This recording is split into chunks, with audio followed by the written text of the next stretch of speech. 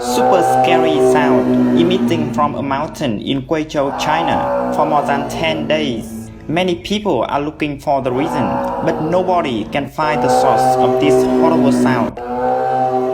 Experts from Beijing also came to do research. However, so far no one knows where the sound came from. Some say this is called earthly dragon sound, warning about some kind of disaster like earthquake, volcano, flood. Some say the Bible also mentioned this sound. This is a signal warning that catastrophe is coming.